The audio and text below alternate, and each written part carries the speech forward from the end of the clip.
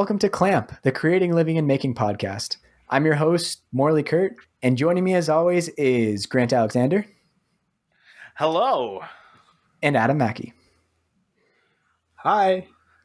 What's up, guys? What is in your clamps this week, Adam? Not much, actually. I haven't really got into the shop at all. I got a couple of pieces cut from my workbench, but that's it. I mean, I've just been researching different workbenches, and I haven't found one person yet that has made one similar to mine. There's a lot that make like a carcass out of like 2x4s and then skin it with sheets of plywood and stuff, but mine's just made completely of plywood. And in the design that I'm doing, I know that people have made just plywood workbenches, but so yeah, that's about it. And then I've mainly been looking at workbench videos to see how people make the video, not how people make the workbench, because I really don't know how to make a 20-minute long video or a 10-minute long video. So yeah, cool. Very nice. What about you, Grant? What have you been up to? Well, tomorrow is my son's birthday. Tomorrow being Thursday, because we record on Wednesday usually, is my son's birthday. But today I gave him the because we make Unwrap a challenge or Unwrap a project challenge BMW, because last time I did a BMW for their challenge and I got a prize. So I thought I got to go with another BMW. So it's a little version of my wife's car, and I'm hoping to get the video out next week. Nice. I love it. Looks so nice. It's what I've seen of it. That looks really cool. Thanks. It's always cool with a project when like you see it at different stages, and at each stage it looks just like levels beyond the last. And I feel like that was the toy car. Like that's how you know it's like an awesome project. You're like each level of finish, you're like, oh, it's cool. Oh, it's really cool. Yeah, totally. And it's so a lot of times I don't like to do sneak basically my stories. I did a lot of sneak peeks or previews or whatever you want to call them, and I don't like doing that because then I feel like pressure to get the video out. But I was really excited about this project, so I did it. Yeah, and I've gotten really good reaction from it. You know what you could do is save your sneak peeks until you have the video ready, and then start releasing. People don't know when you're actually working on the project. But this is what I'm working on this week, and then do them up until the release. Yeah. Then people might think I'm efficient, and I don't want them to think that. How about you, Morley? What have you been working on? Well, with all the unpacking, we have a lot of cardboard boxes, and I was feeling like a little guilty putting them all out for recycling because, like cardboard's really useful for building forts, prototyping, hot gluing together, all sorts of things. So I was like, I really want to like do something with all this really good cardboard that we have. And I thought of an awesome project to use it all. I am not ready to talk about it yet, but I have been hard at work on the floor of my little workshop, cutting up lots of cardboard. And I think it's going to be really, really cool. It got to a point today where I could actually test it out. And yeah, I won't say much more about it, but knee deep in cardboard. You know how like cardboard has a specific smell that you don't really realize until you're dealing with a lot of cardboard. And that's where I am right now. Like I really know the smell of cardboard. Other than that, 100% a castle. What did you say? I said it's 100% a cardboard castle. Yeah, for Penny. We've also been just like exploring our new neighborhood, which has been really fun. We actually got coffee a couple days ago with Jeremy Warshofsky, who was on Into the Spotlight like 5 or so episodes ago. So I actually had never hung out with him in person before. He's a lovely dude.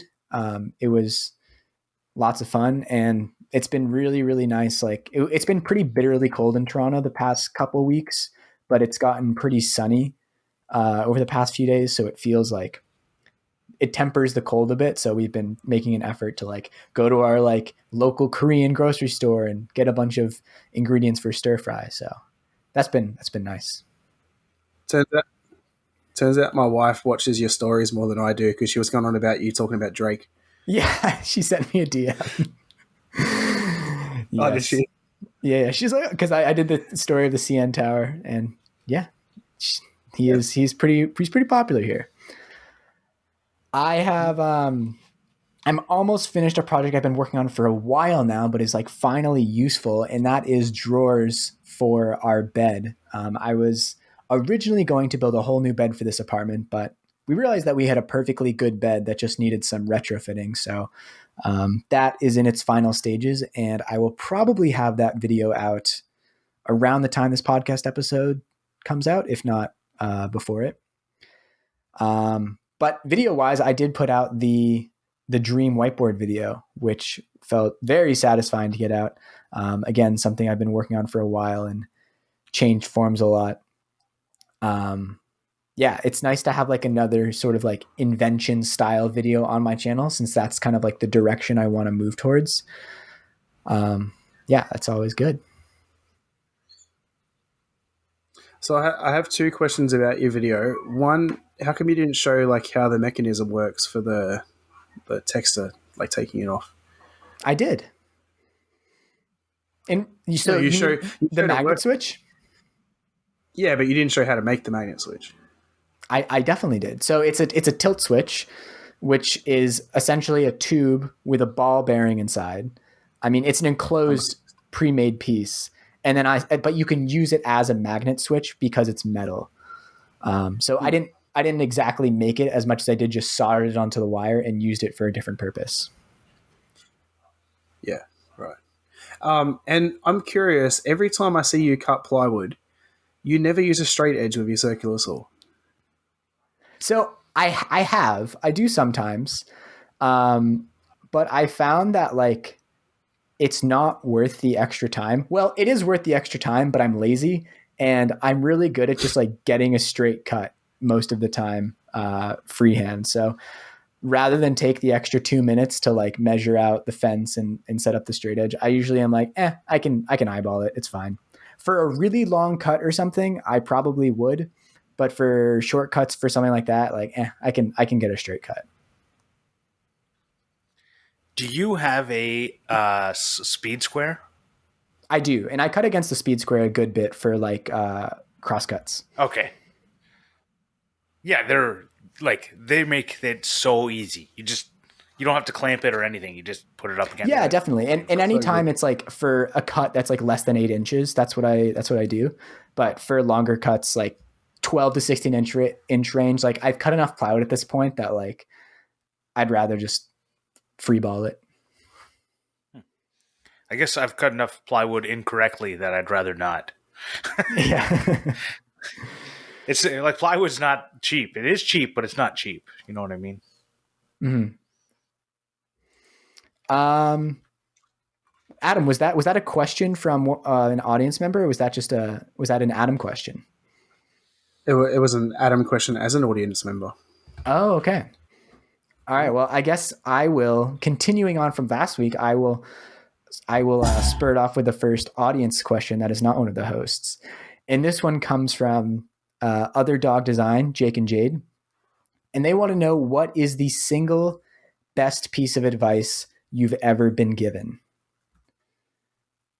If you guys don't have one ready, I do, so I can go first.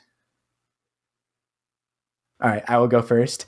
And dramatic sound effect for the audio listeners, I actually have mine written down because about a year ago, I got a letter from my dad. And enclosed with the letter was this sheet of advice, which I'm just going to read to you because it's not one piece, but it's a series of pieces. And I feel like it sums up my dad very well. So the title of this letter is, let me hold it over here so I'm speaking into the microphone. Dad's tips to leading a reasonably happy and successful life. Number 1, change your oil every 3,000 miles. Number 2, pay your taxes on time. Don't cheat on or lie to your significant other. Be grateful for anything remotely good that happens to you, including waking up each morning. Exercise. Eat lots of raw vegetables and not too much crappy food. He used a different word, but I substituted it to keep our clean tag for this episode. Don't drink too much. Don't use narcotics unless a limb is dangling from your body or you have some horrific fatal disease. Then it's okay. Don't spend money you don't have. Don't let your AAA membership expire. This one's on me, 2020 paid up. With all my love, Chuck. And the context of that is he sent that letter with my AAA card for the year. For those who don't know, international listeners, AAA is essentially like roadside assistance. It's actually a fantastic deal, and I've had to use it. I've had to use it a few times in my life. And we don't have it's AAA. saved my butt. So yeah, that is we Chuck's don't have AAA, advice. but we have roadside. Yeah. That's some good advice. In Canada, we have CAA. So AAA is actually, it recognizes cross borders. So if you have CAA or AAA and you're in either country, it Right. goes across borders. They have left us stranded on multiple occasions growing up. So it's great in a city. Like, it's great. We were in middle of nowhere, Nova Scotia, and got a flat tire, and nobody came. We called them, and this was like a family vacation, and yeah, it was not fun. And then a second time somewhere else out west, another family vacation, and CAA just never showed up. So, I guess my disclaimer is I've only ever used them in a city. And in that context, it's been great. Totally. And that's it. Like everything, it's like everything. You get what you pay for, and they're cheap for a reason. Yeah. But other stuff, I like the other car-related advice. It's great. Yeah. Do you guys have any best advice you've ever been given that comes to mind? Well, for me, I think I'll try and keep it in the maker realm. And so I went to the Maker's Rendezvous in 2019, and Jimmy DiResta gave a talk, and the big crux of his advice was say yes to things. Right? It was like basically like look for opportunity. It comes everywhere. And it reminds me of a parable of this and it's like a bad one, and it's like all about like it's a god one, but I'll go into it anyways. It's basically like this guy is floating in the ocean on a lifeboat, and he keeps praying to God that to save him. And then like a ship comes by, and he's like, no, don't worry, God's gonna save me, right? And then like an airplane flies over, and he's like, no, don't worry, airplane, God's gonna save me, right? It's like the guy doesn't see that those are the opportunities to be taken. So when a ship comes by, take that opportunity, right? See what opportunities are there and say yes to them, because you will often be able to, like, if you have any doubt in your mind whether or not you can do that thing, you can probably do it, right? Like if somebody said to me, hey, Grant, can you quit your job and go build a house with me? I'd probably say no, right? I'm not saying like say yes to everything. This isn't that Jim Carrey movie. But it's like look at opportunities and say yes to them more often than you say no. Yeah.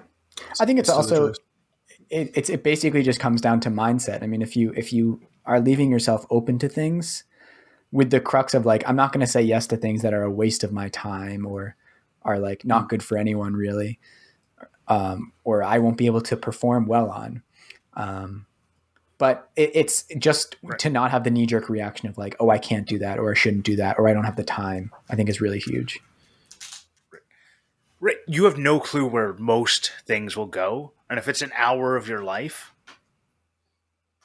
go for it, right? Like, especially like Jimmy DiResta came on this podcast because he says yes to everything. Yeah, right? For sure. He doesn't know where this might lead to something later in his life. He doesn't know. Yeah. Hopefully, but probably not. All right, Adam, you had 2 responses to think of the best piece of advice you've been given. Have you thought of one? I have. So I don't know. I'm probably going to cop out a bit, but best piece of advice I was given was don't give up no matter what people say. So like if people keep putting you down and saying that your work's not good or anything, don't give up. Just keep going and prove them wrong. Love it. Yeah, that's good. Yeah. That's good. All right. Who's going next? It's me, isn't it? No, it's it's me. It's me. Do we have an order? I thought we were just, Well, going. well, we went Adam and then you, so I'm the next one. Okay. Go for it. So I'm going to be asking a question from Rob T from Trout Vetters or Rob T Taigami Woodwork. I can't remember what it is. Anyway, I'm horrible. He's Trout Vetters on Instagram.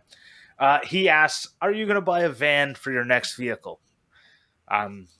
So he asked that because he was pressured by a lot of people to give up his BMW station wagon and buy a van. And obviously, I won that station wagon in his giveaway contest, but unfortunately, it required me to go to New Zealand to pick it up, and they were on lockdown. Wow.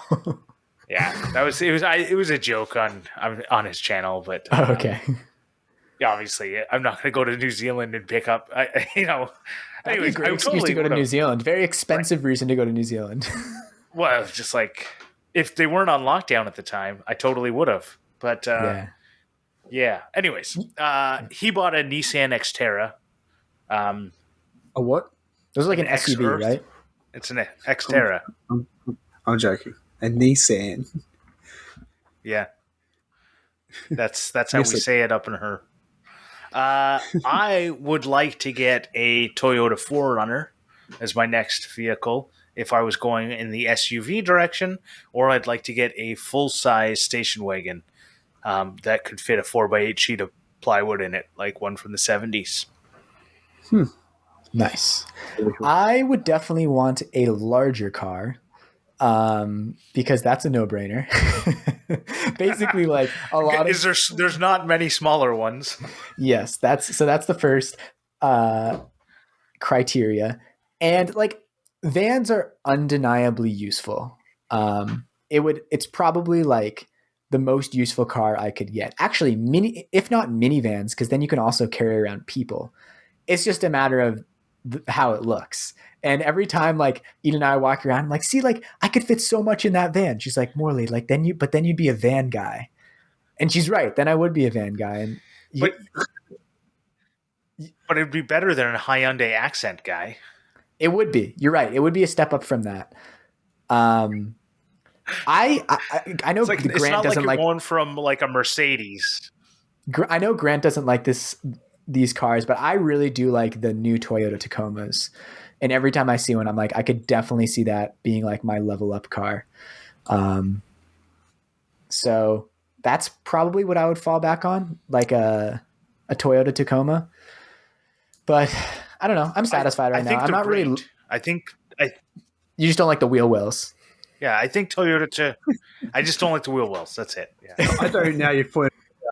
But the funny thing is like, so Grant's qualm with Toyota Tacomas and many other cars is that their wheel wells are not circular or ovular, whatever you want to say. But since you've said that, like so many cars, their wheel wells are not circular. Like very few cars have circular wheel wells. Almost all of them. None of them have like. I was gonna say more have circle than square. If you really look, there's all sorts of weird oblong shapes in wheel wells. Especially amongst SUVs and trucks. No, because you're just looking at Chevys. All the Chevys have this ugly thing going on. It's so horrible. Chevy and GMC. Yeah, well, anyways, that's Chevy. That's the same, yeah. I feel, I think about cars in a similar way of like, what kind of dog I would get? Like, I can dream about like the prettiest dog, like these beautiful breeds or whatever else. But like when it really comes down to it, it's probably going to be a matter of like, the one that makes sense in the moment, or like the mutt that I like at the pound. I don't know how much I'm going to be like the guy who's buying a car for that model car rather than just like it's practical in the moment. What about you, Adam? Van? No? Honestly, I honestly think I'll just upgrade to a newer Ranger or similar. I'm definitely going to stay with a Ute 4x4 of some sort. Cool. So, yeah. That makes sense to me. All right, Morley. No, Adam, Oh. you're up. Oh, All right, my question is a bit of a funny one from Billy from Him and I Woodworking, and he asks, "How many beers do you drink during the filming of a show, Grant?" Well, it's not just for me. Anyone can answer the question.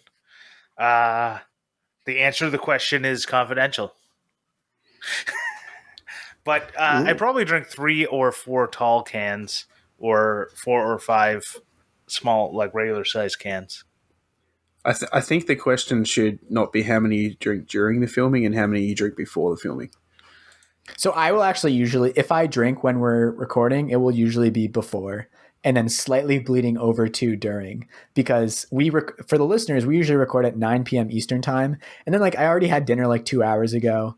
I'm doing my like wind down thing for the days. So yeah, it's if I'm having a drink, it's usually like half an hour before the show. And then yeah, if I'm drinking during the show, I would say usually 1, sometimes 2. But so Grant, a follow on from that, is there any way that someone can find out how many drinks you drink during the show? Well, I think they might be able to find out if they start watching the YouTube channel, because we're going to be experimenting with putting up an actual video part. But yeah, you're gonna be able to see our ugly faces. I mean, beautiful faces. We'll see. I'm curious if this actually works, because what the listeners did not hear is the 15 minutes of technical difficulties and how much work is this going to be before we started recording. So, and Grant literally just like flashed his camera. So, case in point, we'll see how this goes. You may also notice we keep talking over Morley, and that's because he's lagging for some reason. I don't have that problem. I look fine to me. It sounds like you Your guys. camera literally starts talking like 10 seconds before you do. I'm sorry. I don't know what to do. I'll turn off the Wi-Fi on my phone. Don't worry about it. All right. Is it me next? Did I already ask? What's going on? I think it's me. I don't even know the order anymore. Every time we change it. I think it's you. Yeah, me, you, Grant. All right. AMG. Leroy Big Rock Timberworks wants to know, how much does your skill development play a part in the projects you make and film? I will kick it off because you guys are both muted right now. I would say in many of, I won't say most, but in many of my videos, skill development is a pretty large part of it. And I think a big part of that is because I try to make the videos that I enjoy watching, that have an element of discovery and story. And I just enjoy learning new stuff and novelty. So a lot of times it will be like, the skill development will be a relatively large part of it. And I think it does make for, if you are doing voiceover or speaking, it does make for more interesting voiceover in that sense, because you can talk about lessons learned. Obviously, there's always going to be things that you learn, even if you do know the main skill, because like every project has its particularities. But a lot of them, like I see a lot of project videos as like a challenge, in that like, this is something I want to do and something I want to learn, versus like, this is something I'm proficient in and want to show my proficiency to people. And that'll probably change over time, right? As I like get more experience and more experience and just get better at things. But so maybe that's more of a comment of like where I am right now in my maker journey more than anything else. I'm with you 100%. I feel the exact same way. I don't feel like I have any expertise to share per se. I have some tips and tricks that I've learned along the way. I have some interesting ways of approaching problems, but I feel like how I'm developing my skills along the way is the interesting part of what I'm doing. Because I even look at the projects I was doing 2 years ago, because it's coming up on, it's actually 2 years this February, I guess is now 2 years I've been making content. It's interesting to see what has changed and how I've gotten better at everything. But I think for me, it's a lot like I like to do something and then never do it again. right? Like I guess it's not even that. I like to actually do something until I think I've figured it out and then never do it again. So it's like I made like 5 edge grain cutting boards in a row. I went like, this is fun, this is exciting. And then like every one became less and less exciting.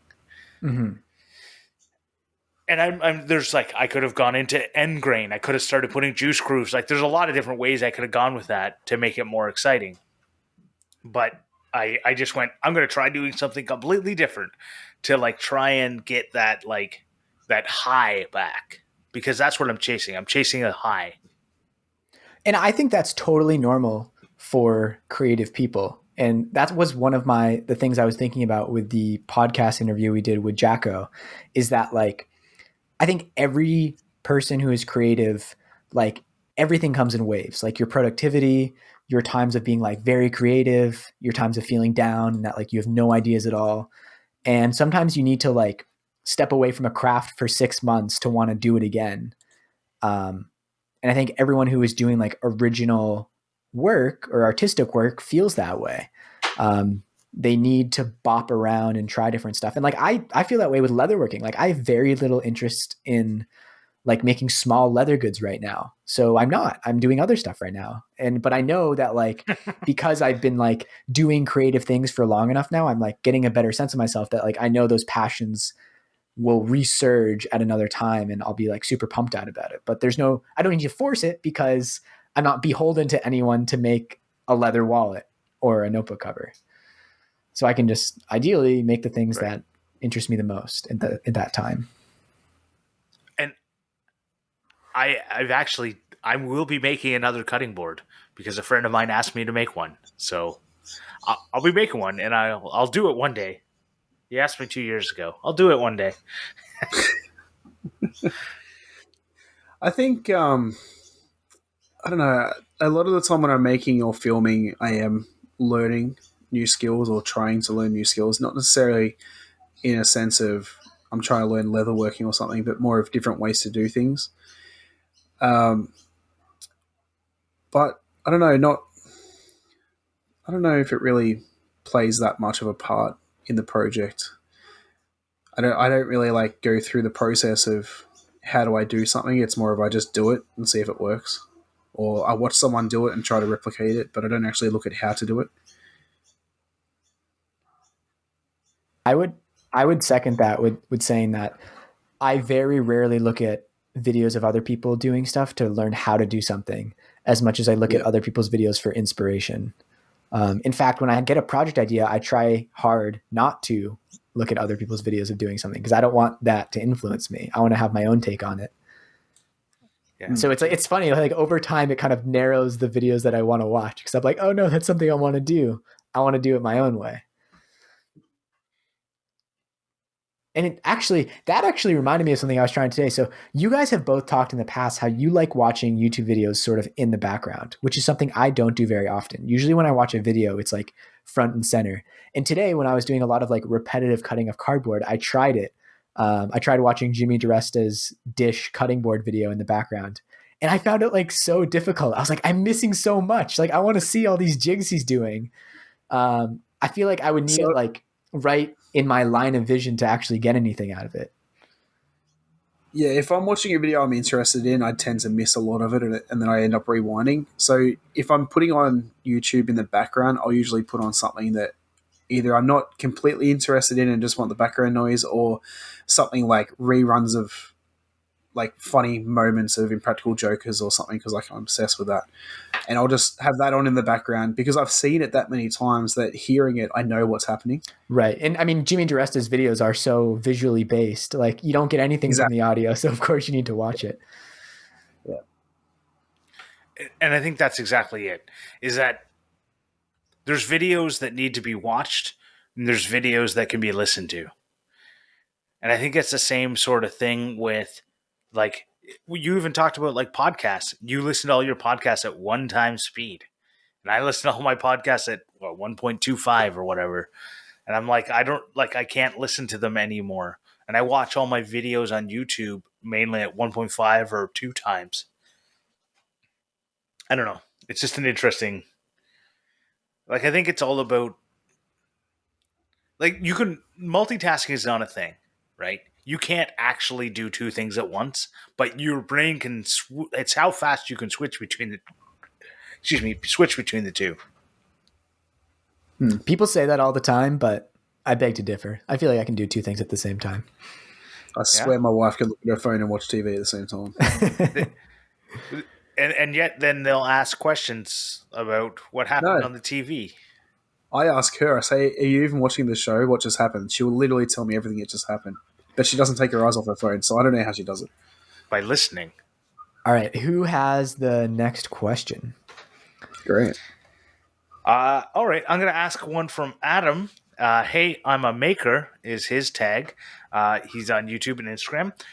He's another Canadian in Alberta, in the cold part of Alberta. And his question was, how do you start a conversation with brands? And I'll start it off by saying, I usually start a conversation by saying hello. There you go. So I'm going to take it back further and say I start the conversation by tagging them in stories to get their attention. So in saying that, so I take this more of a question of how to get like brands to sort of notice you and work with them. So I saw this, I saw a reel the other day, which I found so helpful. If you go to a page, say an Instagram page of a company you want to work with, you can actually look at what tags they follow and start tagging their tags in your posts, and they'll start seeing your posts as some companies will actually go and just look through those tags, especially if they're specific to them. Like say, I know Ryobi has hashtag Ryobi tools. Some people wouldn't put that tag, but if you do, that'll start popping up for them. That's a really good tip. Yeah.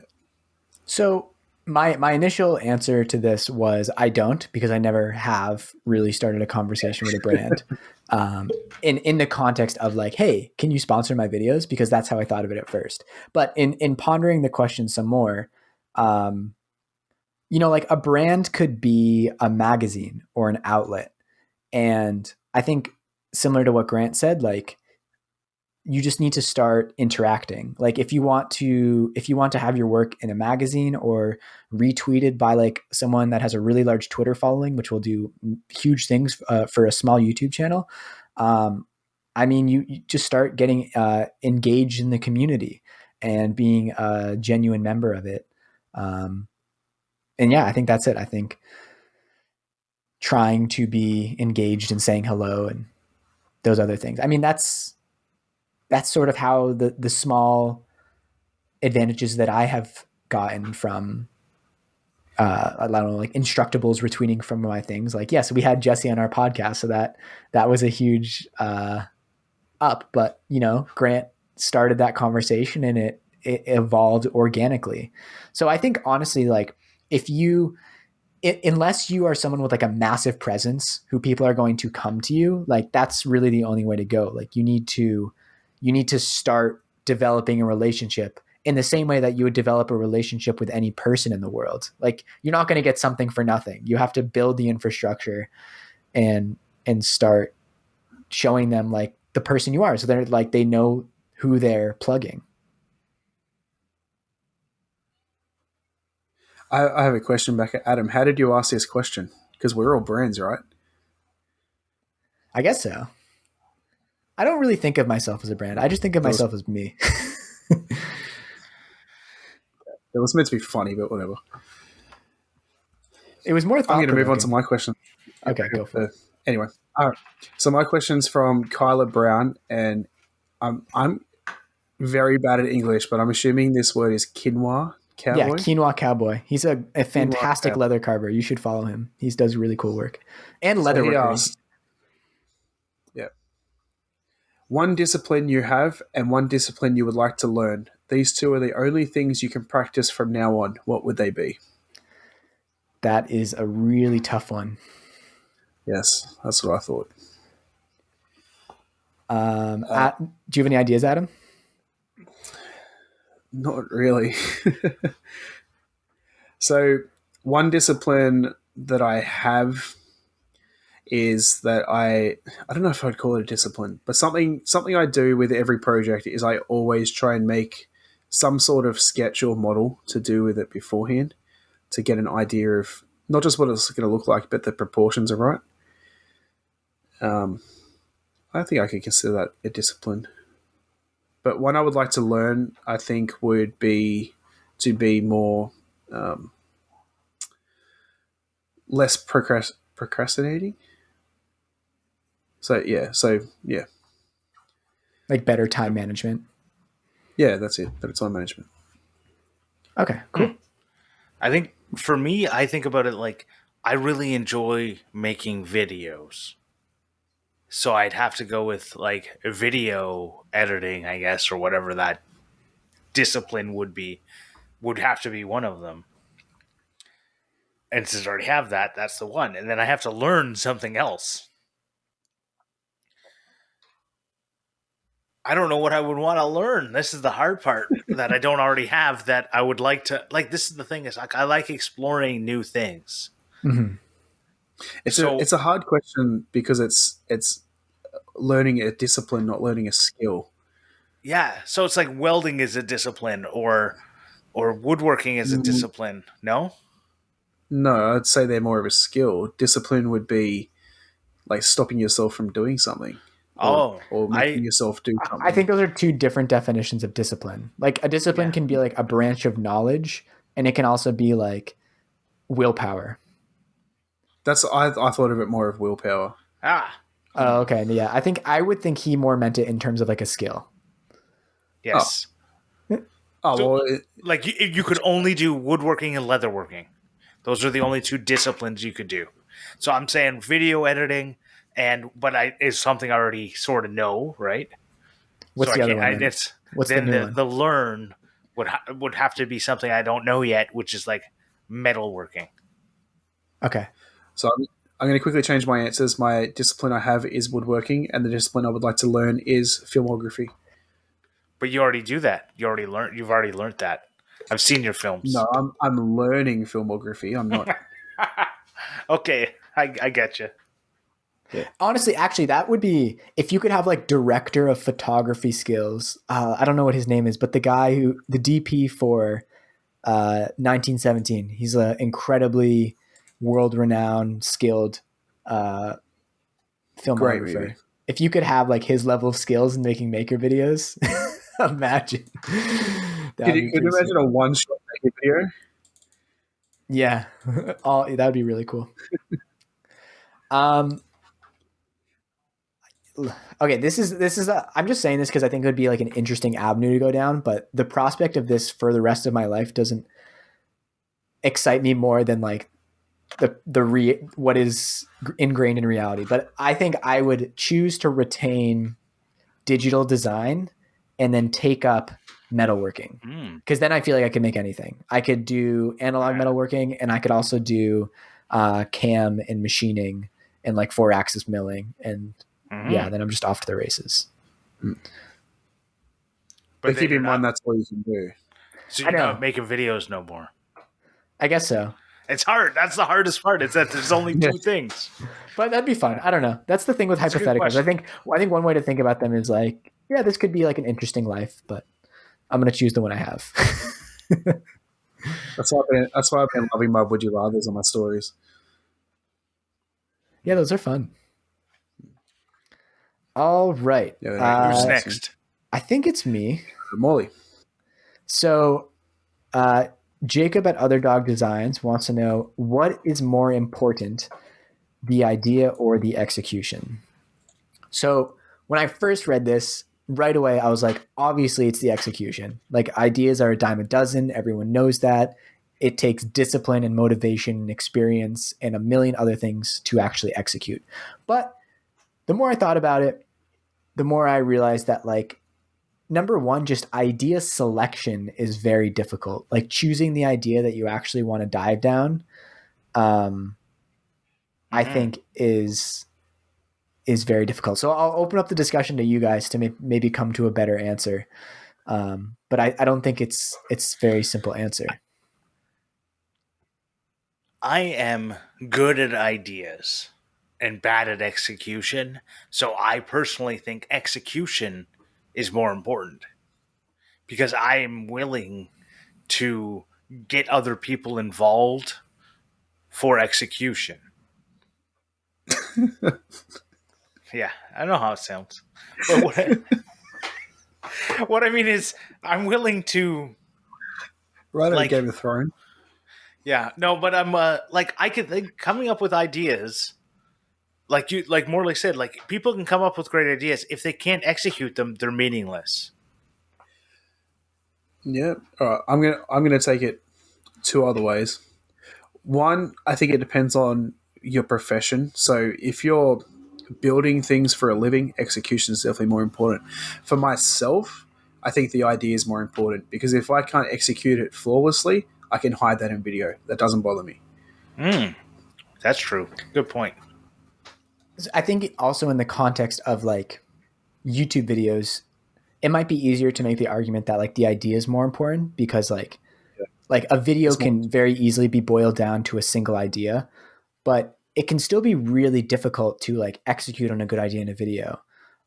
Like to know what will be a good thumbnail to capture people's attention and how to market it and like what is the right story. Like those are all really difficult problems of execution. And it can be really overwhelming. Like when you get a good idea, like I feel like this cardboard project that I'm working on right now could make like a fantastic YouTube video, but it's a little scary because I'm like, okay, now I have to like live up to this expectation that I'm building for myself in the fact that like there is going to be a right way to make a thumbnail for it and a right way to tell the story to make it really fit the medium.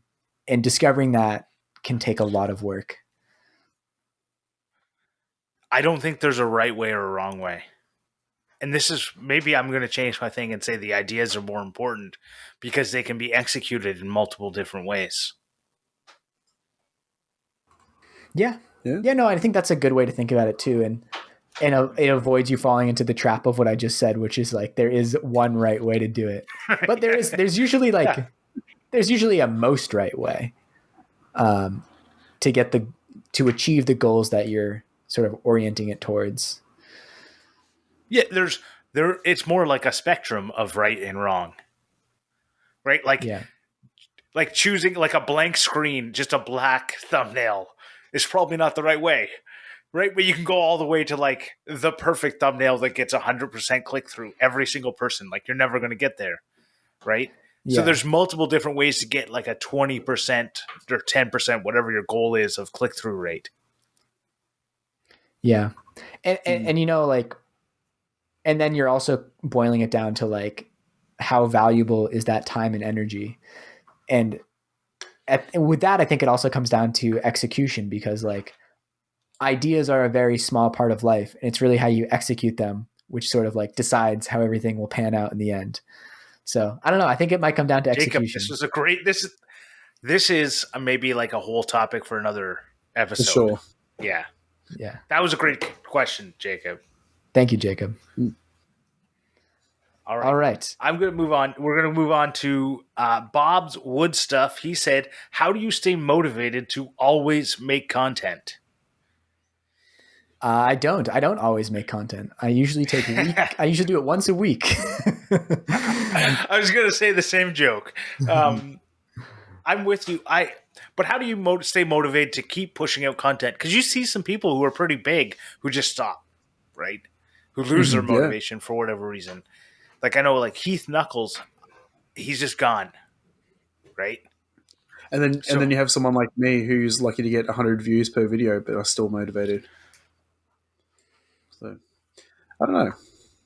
So how do you do it? Maybe it's why I don't do videos all the time. I think it's just I have the passion for it. I enjoy making it, and I feel like people that lose the passion are people, and this is exactly what I said last week, is people that would go full time where they're constantly making videos like 5 days a week.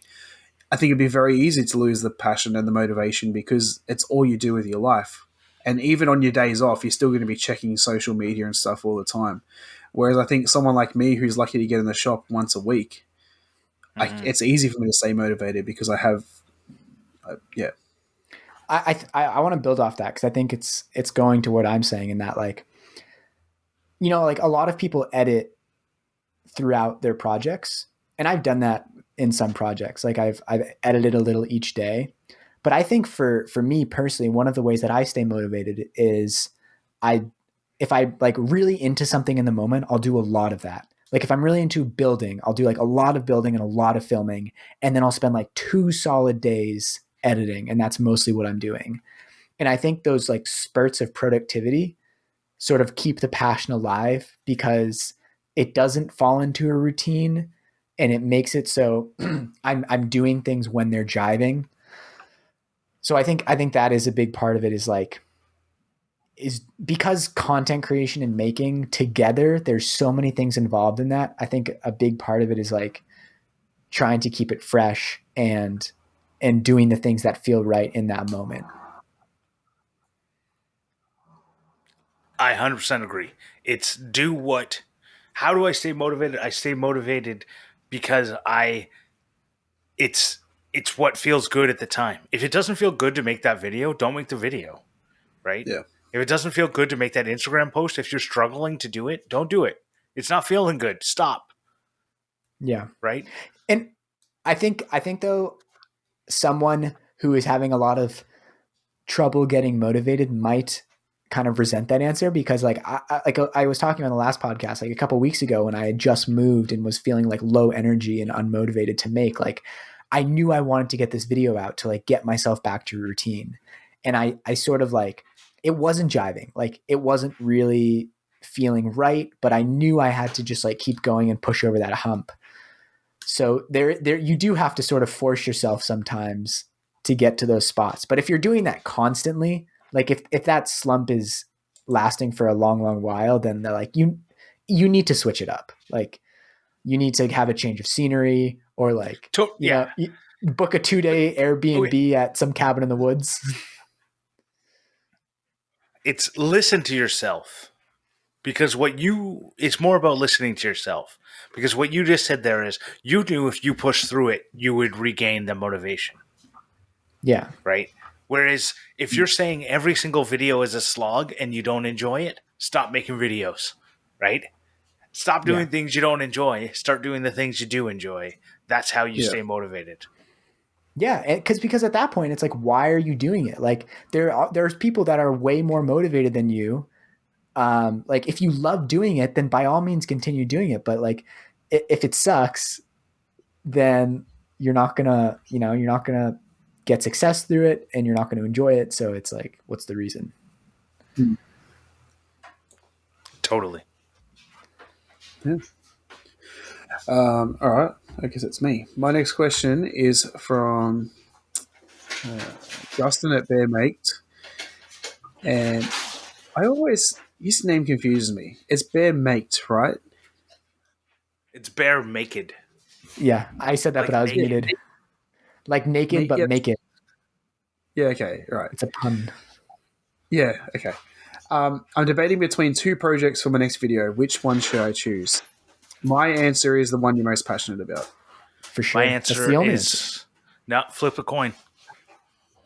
Wait, is it because when it's in the air, you'll know which side you want it to land on? Yep.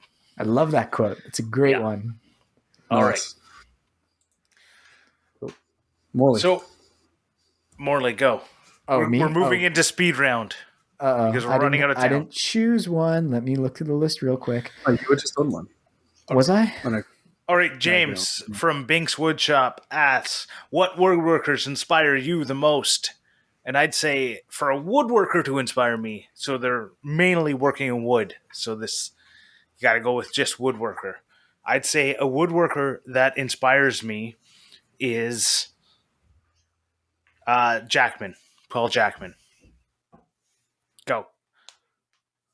Because he mainly works in wood and he makes awesome stuff. I don't know if I really get inspired by woodworkers. I more get inspired by video creators. That's my answer. Okay. So I actually I need to look up what the Instagram handle is. Instagram account is called Hazel Valley Birds.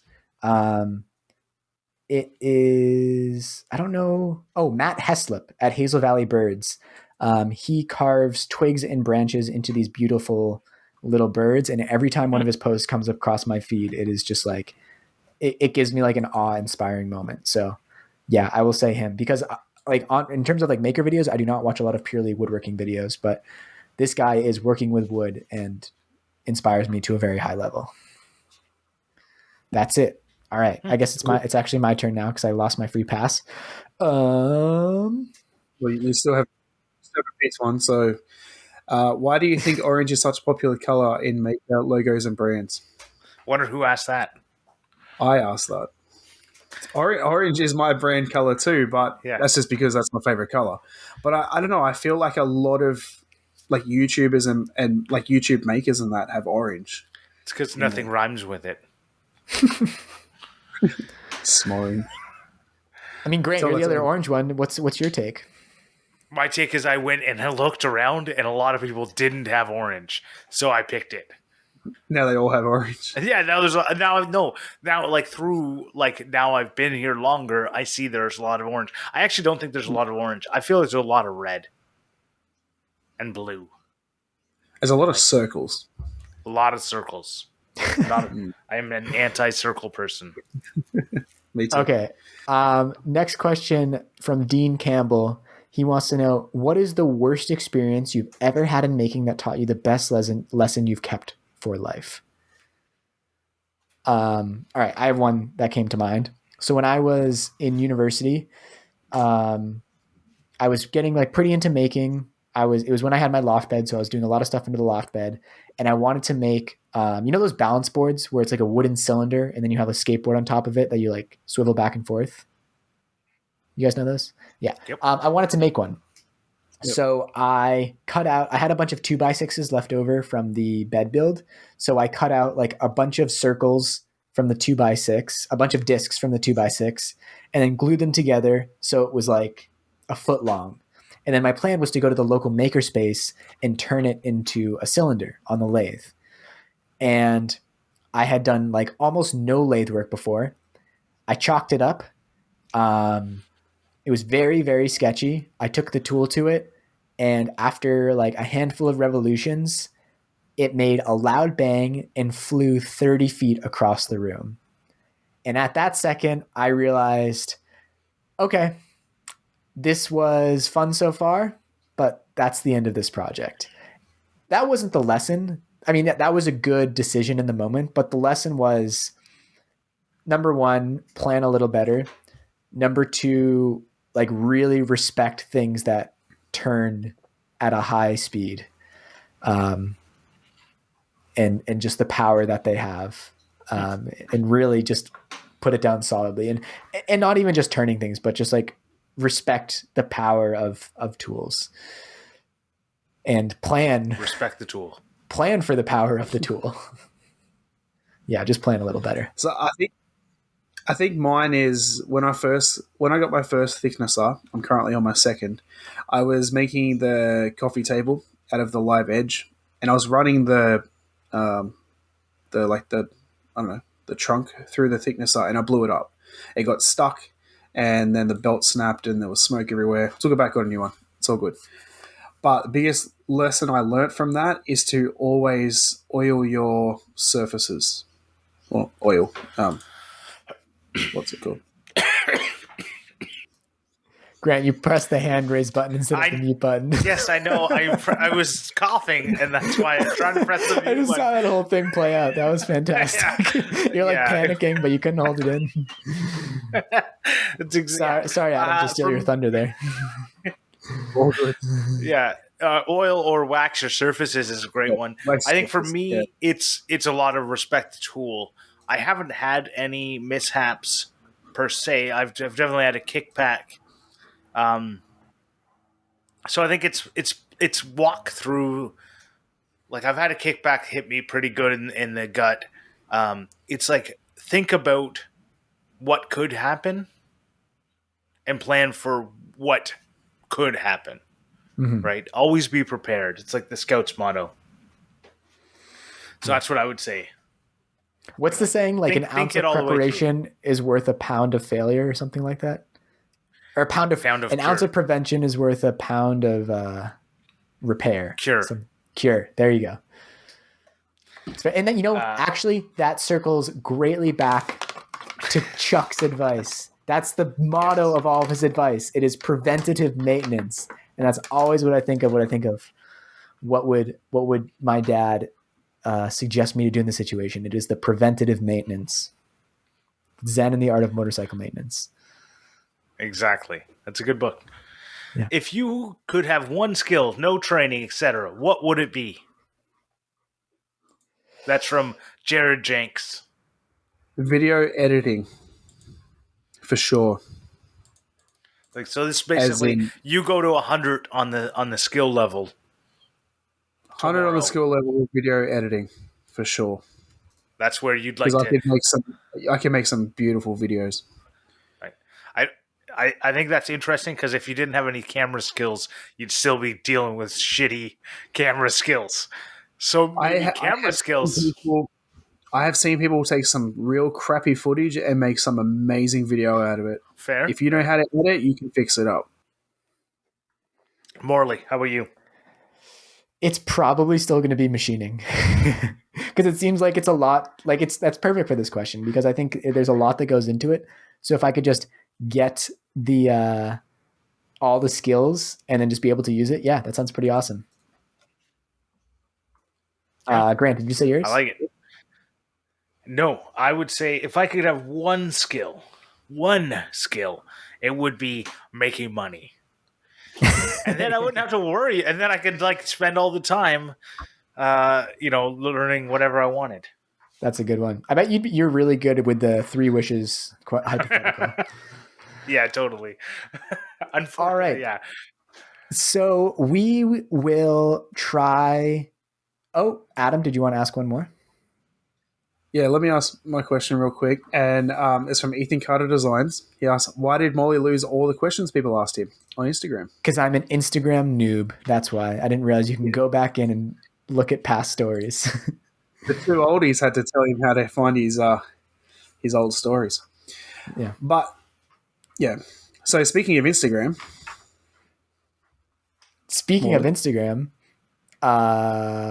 Why are we speaking of Instagram? What are we talking about Instagram at this point? Because people can find us on Instagram. That's the last thing we do, Adam. We got like 4 things to cover before. No, we're gonna mix it up. All right, and now Grant wants to do one more question. So this whole I think we've right. Before we get into transitioning, I think we should talk about where do we see the podcast going in the future.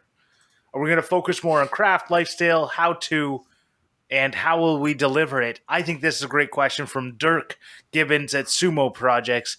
And I think it's a great question because it talks a little bit about some of the things we might be doing in the future, like doing the video. We're going to be trying that out. By the time this podcast goes out, all of our videos will be up on the YouTube channel. So you should go by and check that out. But it's also something to think about of we're doing these after shows and pre-shows to give people some extra content, a little insight into what we do on Patreon. And it's something that by giving that out, it's something that we want to have that added value to give to people. And I think it's something that, delivering our content is a big thing. But where do we see their podcast going? What do you think, Morley? I feel like we naturally gravitate more towards like overall sort of not just like the craft, but more so like life and maybe life around making YouTube videos. So I feel like it sort of tends to go more towards lifestyle than focusing on the craft. But I mean, that's just one sort of aspect of it all. I don't know. I haven't really thought about it yet. I'm just seeing where the tide takes us and enjoying the ride. Totally. Yeah, that's exactly what I was going to say. Haven't really thought about it. I'm just here for the ride. But in saying that, I love where we've come from, where we started. And I definitely do see us working on making everything a lot bigger, being that ad video and all that sort of stuff. For sure. Yeah, adding more value. Yeah, so people can see me picking my nose. We definitely have a fun thing coming up soon, so stay tuned for that. But I'm not going to say anything about it yet. And if you want to get even more value out of the podcast, we have a Patreon page. Every week we post a pre-show and after show. Last week we had our significant others on, although Adam's wife was not able to make it. But they're always lots of fun. And if you do support us on Patreon, yes, Grant? Maybe she'll be here this week. Maybe. Maybe. You have to join in the Patreon to find out. That's true. You will also, if you join us on Patreon, get a sweet embossed leather keychain made by yours truly. If you want to learn more about that, you can go to patreon.com/clamp. And before going into our Clampmendations for this week, we had another review. And I feel like very well equipped to do the accent for this one because I've been listening to the accent for what's 40 times 1 hour? 40 hours. There we go. So I have 40 hours. I have 60. All right. So this is a 5-star review and it's called Aussie, Aussie, Aussie. Oi, oi, oi. And it says, greetings from Australia. Congratulations on the 40th episode. Just want to say great podcast. Love the down-to-earth chat and friendly vibe. Feels just like you're in the room chatting with mates. I enjoy the camaraderie and anything to do with making is always a winner in my book. Keep up the good work and thanks for the effort. Know that it's appreciated. From Biodork via Apple Podcasts on February 3rd, 2021. How did I do, Adam? Don't know if you need to say the date. I think it was good. I think you pronounce a couple of letters that we different. So we don't say appreciate, we say appreciate, like it's SH. Appreciate, okay. See, that's a great example of what you say about the American accent is we pronounce too many letters. We pronounce all the letters. And mate is more as if you're saying like M and the letter 8. So what did I say? Like I can't remember. It sounded a little bit odd to me. But okay. But the accent was pretty good. All right, sounds good. I'll work on it for our next Australian review. But sorry, quickly say, you said before about the Patreon with the keychains. These keychains are that exclusive that even Grant and I don't have one. Yeah, I don't even have one. I just make them for other people. Yeah, right. That's true. What the hell, Morley? Shh. All right, let us move on to Clampmendations. Clampmendations. So my Clampmendation this week is a new podcast I found called Hey Babe, and I've talked about them that many times, but people that know me know that I am obsessed with the TV show Impractical Jokers, and one of the guys off there has started, he's a comedian as well, and has started a podcast with another comedian, and I just find it really interesting. Maybe it's just because I like following people that I am interested in's life, but yeah, they tell funny stories and are both really funny. Cool. My Clampmendation for this week is a book that was recommended to me by Andrew Zito, and it is The Subtle Art of Not Giving an F by Mark Manson. I know it's very popular. It's gotten a lot of publicity over the last few years. But the title always made it sound really gimmicky to me, so I never was really interested in it. But once I saw him talking about it, or he made a post about it, I trust his judgment. So I was like, oh, I have an Audible credit. I have a bunch of repetitive work to do. This sounds perfect. And it was like really, really good. He talks a lot about, as the title implies, which is like, to be honest, a bit of a clickbait title because the book is pretty well written.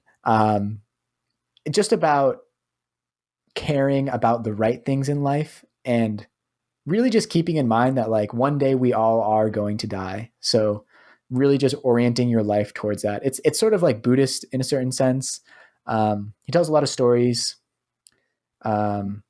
yeah, it's just interesting. I'm not going to like 100% endorse everything he says, but I got a lot out of it. It's a nice like juxtaposition to the like think positively and great things will happen to you sort of vibes, because it's very much not that. It's more so like more grounded in realism, and just orienting yourself towards what is important in life.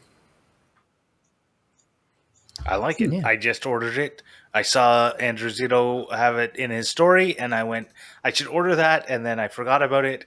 And now that you've recommended it, before I forget about it, I'll just order it right now. There you go. I'm looking forward to it. Cool.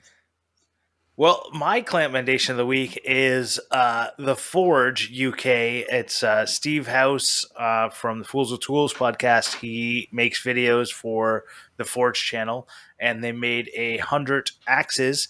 And he just has like a really cool. Like, there's a lot of blacksmithing channels out there, and I would love to get into blacksmithing, but my shoulder just looks at what they're doing and says, "No, thank you, sir. You hurt from like hammering a nail. You're not going to be able to do this." Anyways, so I watched the blacksmithing channels instead, and I just enjoyed this video because I think part of it is he talked about it, about how in the Fools with Tools group, he was talking about how the people who wanted the video made ended up taking his like 14-minute video, which he thought 14 minutes was like a little too quick to tell the story anyways. And yeah, I don't know. Yeah, he just like didn't want to like cave to pressure of making a video that he didn't feel was quality. Cool. Yeah. All right. Sounds good. That Commitment. will all be linked in the show notes. As we said in the episode, this one will hopefully be going up on YouTube. So if you would like to see it, you can search Clamp, Adam, Grant, Morley, making podcast, any combination of those words, and we should come up because we're still working on getting our ranking and search results a little better. And you can also find the podcast on Instagram under Clampcast and the Clampcast, I think, and on Twitter as Clampcast. And with that, see you next week. See ya. I love you. Bye. That's so delayed.